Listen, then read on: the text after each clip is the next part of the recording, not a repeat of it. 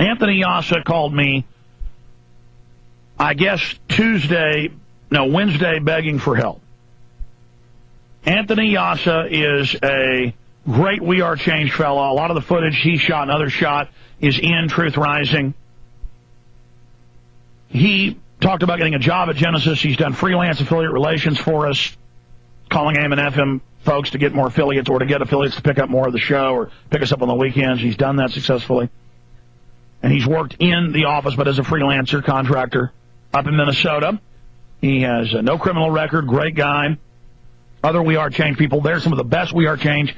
Very polite, very eloquent. You've seen them all over the news talking to McCain. It's made national attention several times. They also went to press conferences. Jesse Ventura wouldn't talk to anybody but them because he knows who We Are Change are and his fans.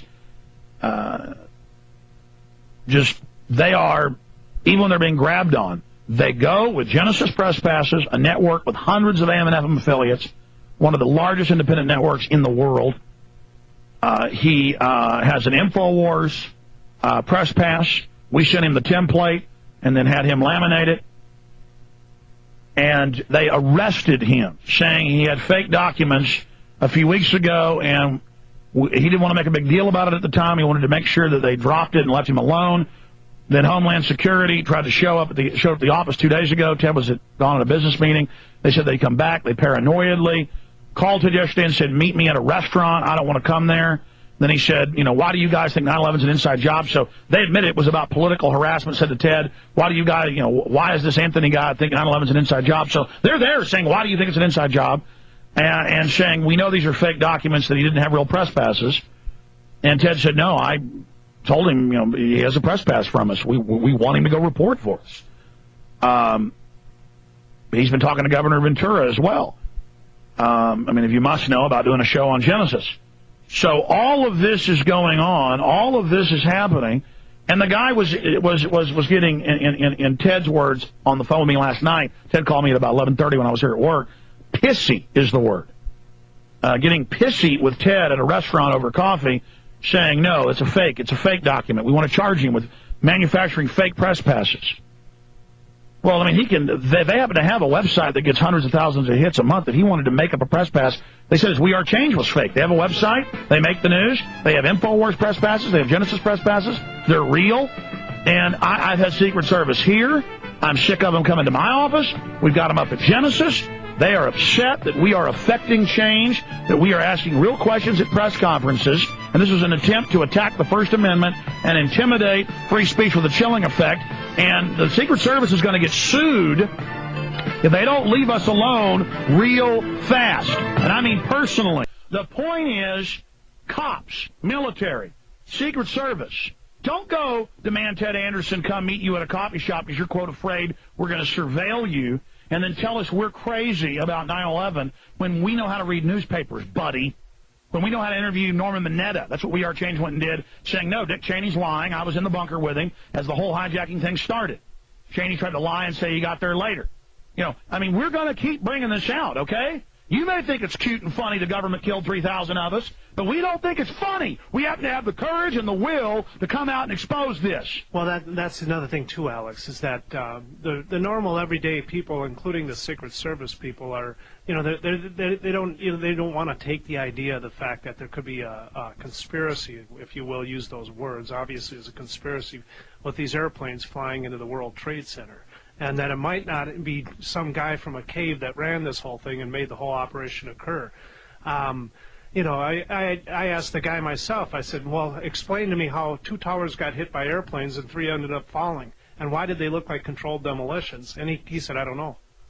He didn't have an answer. And why did a Secret Service agent go investigate and got capped in the head inside Building 7's the info we've got?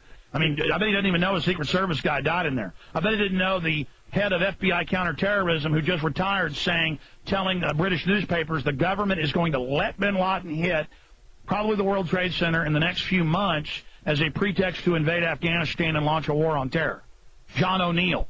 Oh, you didn't know about that Secret Service. Well, why don't you use your investigative skills to investigate the truth? Why don't you find out the truth that you were based in that building with the CIA? Okay, let's bring Anthony up. Anthony, This is incredible. Tell folks about what happened with them now visiting your fiance when you were at work, and now they're saying that telling your girlfriend that they think that We Are Change is planning to try to attack Barack Obama, when we've written articles talking about, out of the Dallas Morning News, first reported that the Secret Service is pulling protection off of him and not looking for guns when people go into events with him. So they're the ones that are leaving the door open like they did in Dallas 44 years ago. Anthony, this is insane.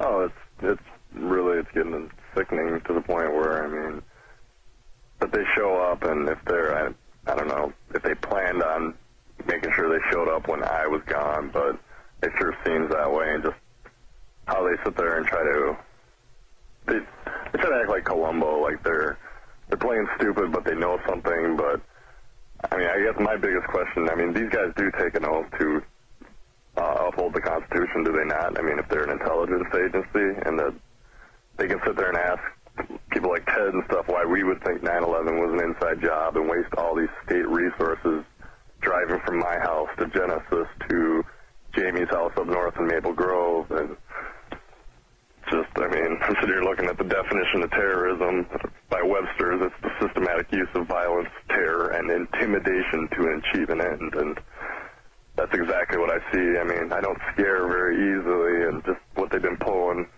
since that McCain event, it's just, like I say, I mean, I just feel like they're running around in the shadows, plotting and planning. Well, they've got to protect the terrorists that carried out the attack. That's the most important thing for the criminals that run our government. And you've got a lot of useful idiots. These guys probably even believe what they're saying and drunk in the Kool-Aid like Hitler's SS, his Secret Service.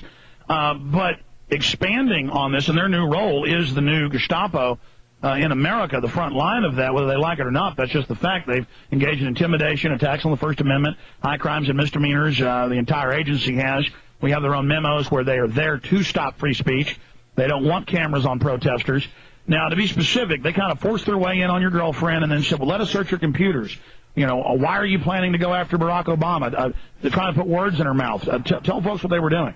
Yeah, and like I said, I mean, when they first showed up here, my fiance was upstairs. We live in a split house, and they actually ran into our landlord downstairs, and they were, I mean, she's a pretty smart girl. She can see a salesman or whatever you want to call him a mile away, and they were trying to basically slick talk her into giving them permission to just come in the house. And she's like, well, if you don't, you can go in if you got a warrant, and if you don't, you can't, and you can ring the doorbell, though, and she comes down, and they just play polite. And, I mean, like I say, like the Columbo where they're acting like they don't really know what's going on, but they do, supposedly. And they came up in the living room. There was one, I'm not sure the names because I wasn't here. We only caught the last name, and I believe that is the same one that called Ted. And got into our living room, basically, and then it was like, well, where do you keep your computers? Are you guys planning on harming Barack Obama? And, I mean, if you guys are supposedly the investigators and you're top-notch security, supposedly, you would know that we are no threat. It would take 5 to 10 minutes of research. But you are a threat through your political speech under the First Amendment. America and freedom is the threat to their tyranny. Exactly. We are, I mean, exposing what's going on, and people that are riding around this country and even other countries now protecting. And yeah, I need Kurt Nimmo or Steve Watson or somebody to put an article together. I just saw him again in the news last week with those White House memos to the Secret Service saying, you know, use local police, have them intimidate and violate people's rights, stop them from having their speech, stop them from being able to be in front of news cameras. I mean, it's all about political aim. They know you're no threat, Anthony. Now they're trying to set you up on false documents. Do not talk to them. They will lie and say that you gave false statements to a federal officer, their favorite Byzantine false law of imprisoning people. And from this point on, if they show up at my office, I'm not talking to them. Because, you know, they show up and say, we want the IP address of this person making a threat. I've said, okay, I'll email it to you because, you know, obviously we don't want their own goons on our websites doing that. But from this point on, I'm going to tell them, listen, your comrades are engaging in violations of the First Amendment, serious violations of trying to chill the First Amendment. and setups and the rest of it, so just don't come around here and don't violate my rights or I will personally sue you.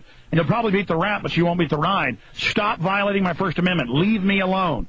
You know, it was enough to be all over Virginia for Bilderberg and to have goon after goon following us, and then you'd see him the next day in a clown mask following you, and we got video of that, and, you know, everywhere, and them coming up to us in the restaurants and say, oh, hi, Alex, I'm a fan.